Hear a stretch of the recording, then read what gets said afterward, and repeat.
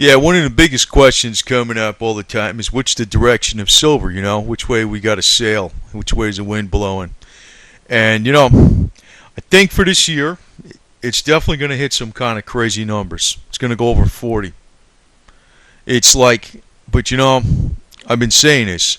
2013, and I said this because of Jim Rogers and Mark Faber, but I've been reading more stuff, even from Bloomberg. You're talking early 2013. The fiscal cliff coming up. And if that happens, guess what? Silver gets clobbered along with everything else and all the other commodities. It may not be gold so much, though. Now, the other little twist with silver that can keep the price up kind of high, and maybe not all the commodities in general, is if there's a lot of problems with the budgets. That seems to be a given because there's a lot of polarization going on in the political aspects of what's going on with the budgets and the election coming up, and it's not going to get ironed out real fast. And by them not being sure of what direction to take and what to do and all this, where's the money going to come from, guess what's going to happen with Moody's? They're going to start downgrading them. If that happens, gold goes up, and that's got to help silver some. Even though it's an industrial metal, hey, it's close enough linked up to gold that anything that helps out gold a lot is going to help out silver. Now, obviously, what just happened, we know about QE Infinity's cooking up, right? And I almost had a feeling when they announced this QE Infinity that Friday was going to be the up and then Monday it was going to pull back. I almost thought so because every single silver blogger out there, and I gotta be careful how I say this because there's one guy out there I respect that gives a very good technical analysis. He's not God, nobody is. Endless Mountain. That guy. So when I'm saying all these guys out there, when I say every single one of them, it's pretty much most of them. There's exceptions out there, but it's usually the biggest ones are the worst ones. That's what I'll point out. And I'm gonna mention something about that because I don't know about these guys. They're not that stupid. But anyway, I do think that when you have this fiscal cliff coming up, when it really does come up, and you have a hard landing in China and all, it's everything's kind of hitting a hard landing. And I know they can print money. I know this. That's what's going to hold things up. But if you start seeing silver hit record highs, damn it, sell it, baby, sell it. What I think is going to happen is probably a scenario that Bob Chapman thought was going to happen back in 2011.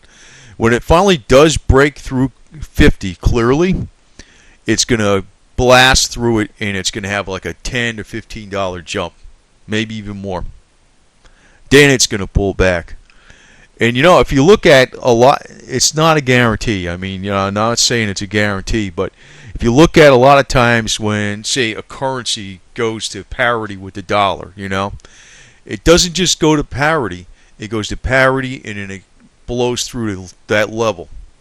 There's a lot of resistance at a level, or like when oil hits at 100, hits some resistance, and then all of a sudden when it breaks through it, it like, wham, it flies.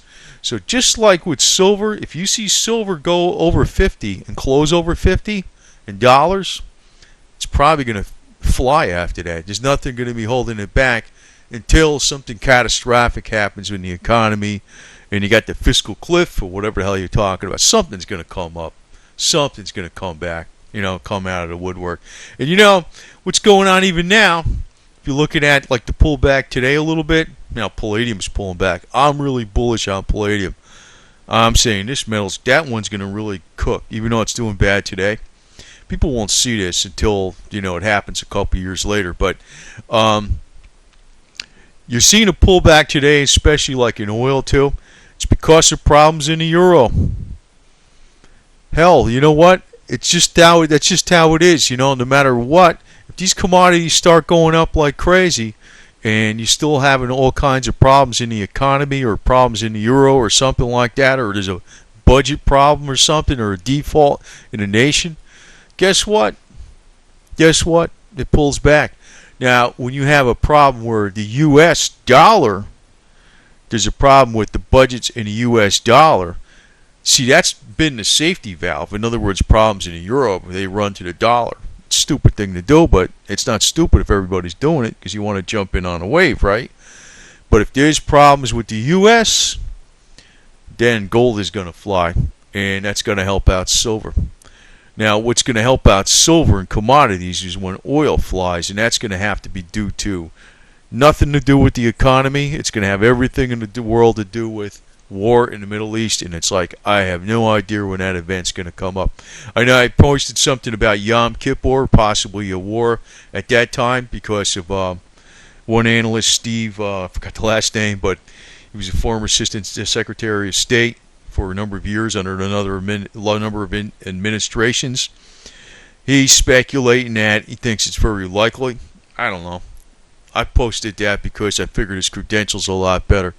And, you know, I got to say something about, you know, a lot of these guys that are even in the CFR, like Steve, whatever his name was, I forgot, I can't, it starts with a P.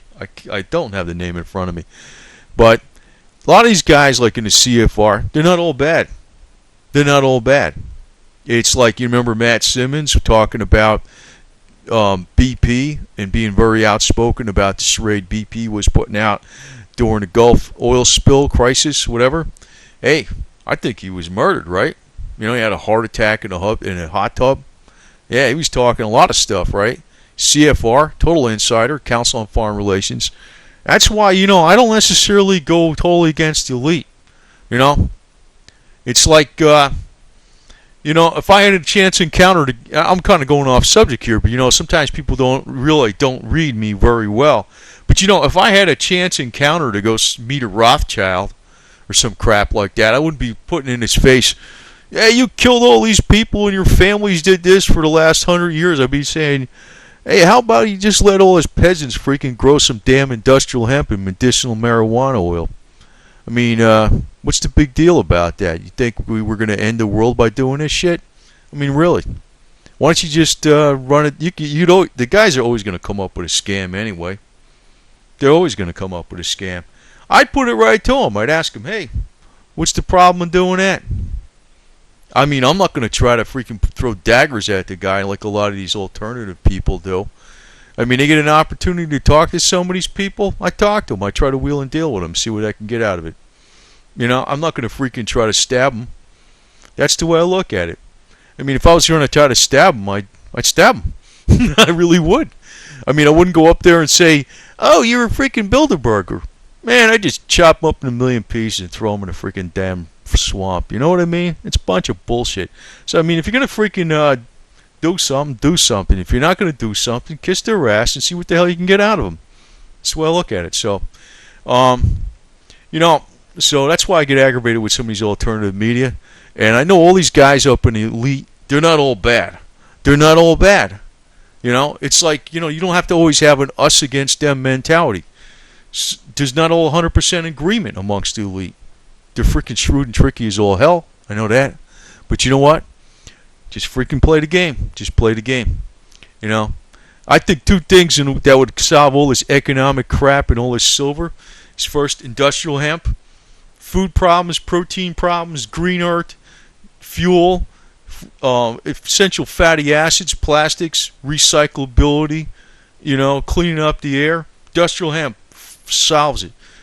Freaking half the stuff in the world that's the biggest killers, like cancer and stuff like that, and you got Parkinson's, Alzheimer's, you know, this other garbage that people have problems with. Medicinal marijuana oil. One stupid plant, not this silver, one stupid plant, and you know what? You can grow it all you want. You can grow it. It's like there's unlimited freaking resource there. As a matter of fact, our money should be based upon marijuana and hemp. That's the way I look at it. So, I mean, this silver stuff, I think, is a good thing. You know, it's like really good to go. But it's not the be-all answer, final answer to anything. Hemp and marijuana is. And you know, this is, I'm going to drive home this point right now because, you know, a lot of people, they're like, you know, following these bigger silver channels. And they're like saying, oh, yeah, what's going on with the statistics and what's going on with the Ben Bernanke? What's the Federal Reserve doing? What's the shadow stats? What's our real inflation? What are they going to do in Europe? You know, what's all these, you know, different curves and stuff like that? What's going to happen? How are they cheating? Who gives a shit? Really, really, really, really, who gives a shit? You know what I think these guys are doing, the bigger ones? They're playing the middle class like a bunch of suckers. They're going to be permanent bulls. When this stuff goes through 50, they're going to go nuts. They're going to say it's going to be 100, it's going to be 200, it's going to be 150. You know what's going to happen? I'm not 100% sure, but I think it's going to go through 50, blast through it pretty good, probably to 60 to 75, and then it's going to pull back hard below 50. That's what I think's going to happen. And you know what? I'm not just basing this on like, hey, that's my gut reaction. No, 2013, look at everything out there. That they're saying that's going to be the hard fiscal landing. So it's going to, if it gets up ahead of itself, it's going to pull back. It's not going to be like all the markets are going to go down and everything's going to go down and silver's just going to go up all by itself. Bullshit. That ain't going to happen. And you know what? That's almost like the game I get from these guys. They say this, and you know what? They're a hell of a lot smarter than that. They're a hell of a lot smarter than that. If you want, I'm going to drive this home again. If you look back, which guys really were selling silver on April 28th, 2011? I must have said this 50 times already. Eric Sprott and David Morgan. Right? And then you got Max Kaiser out there pushing like, go buy, buy, buy, buy, buy. That's why I say they're going to pull the same stunt again. No, and everybody's going to say, it's the banksters did it. The evil freaking rig system, it's because it's paper silver and they're driving the price. Maybe they are, man. Maybe they are.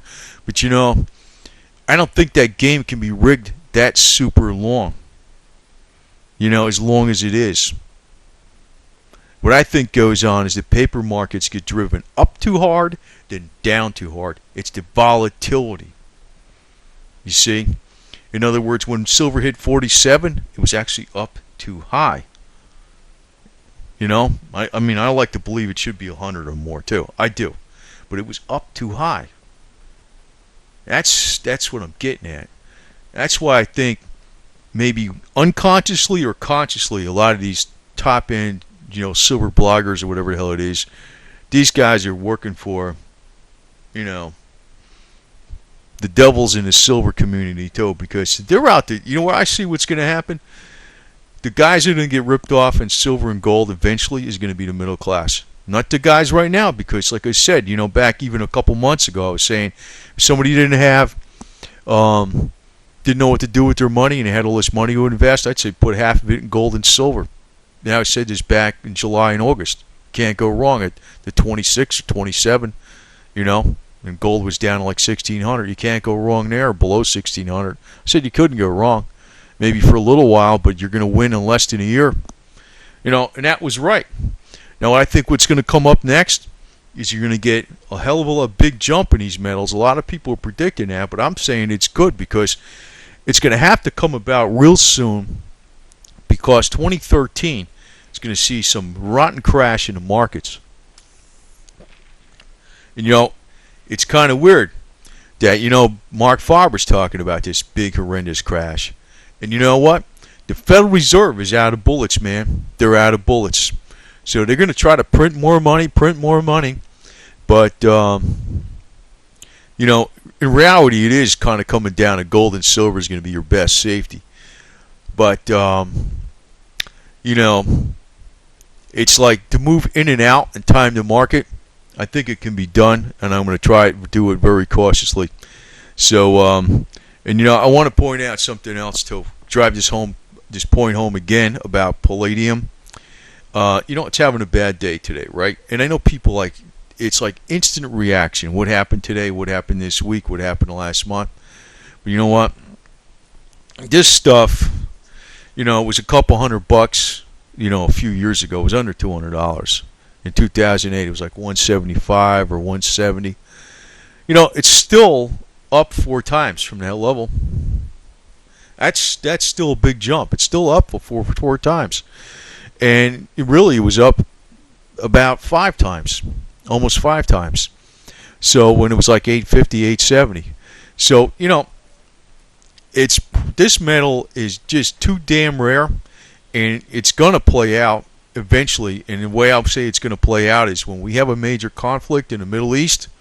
and this stuff starts spreading, there's going to be a major demand on commodities, and there's only two places in the world where over 80-something% of the palladium in the world is produced: Russia and South Africa.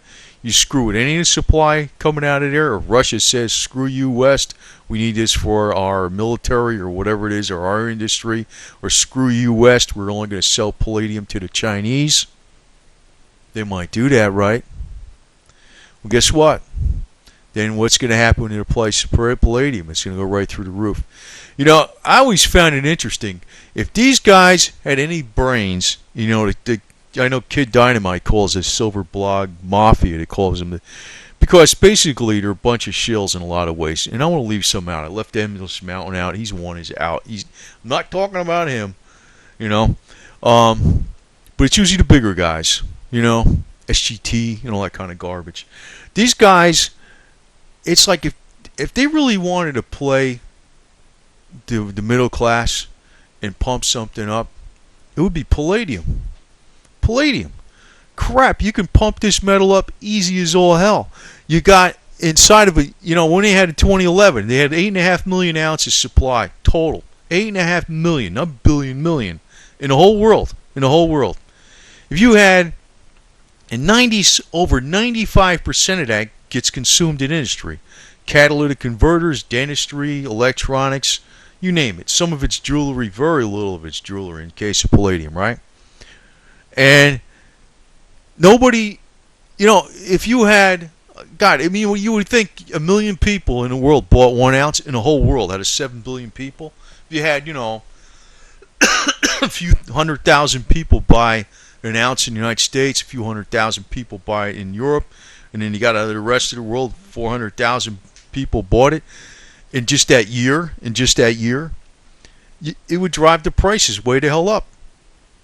Because when you're talking 1 million ounces out of less than 9 million ounces produced, that's over 10%. Yet you got way less than 5% available for investment purposes. Way less than that. So talk about the short squeeze. I mean, I don't understand why these morons aren't pushing this metal. Really, I don't get it. You know, because actually, you know, the way I smell it, the whole deal is with this AG, you know, silver, is like there's permanent bulls out there. They're going to tell you everything in the world, like, it's going up, yeah, the bankster's on a run. And anytime it goes down, it's the fault of the banksters. And just buy the metals, buy the metals. They're never going to tell you when to sell. Actually, a lot of them are telling you, don't ever sell. Don't ever sell. Don't ever get rid of it. I don't know about that crap. That's, to me, that definitely smells like BS all the way. See, that's why I think the middle class is, and you know who's going to make out. It's the guys on the top playing the volatility, right? So you got the permanent bull saying, "Oh yeah, it's going to go up to 100. It's going to go to 200." You know, when it gets up to 40 something by the end of the year, almost a guarantee, they're going to be telling you it's going to go to 100. And you know what? They damn well know better. That's my opinion on it. That's my opinion on that thing.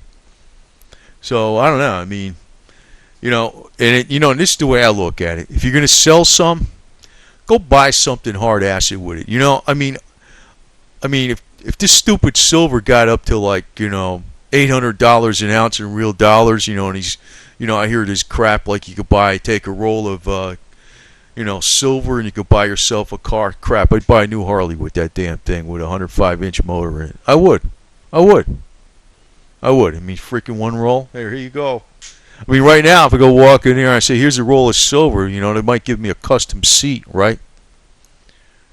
That's why, you know, I don't believe these guys. I can't believe silver going up to like those kind of prices. And, you know, you say you look at this bike and what's it constructed out of. It's got chrome on it. It's got nickel plating.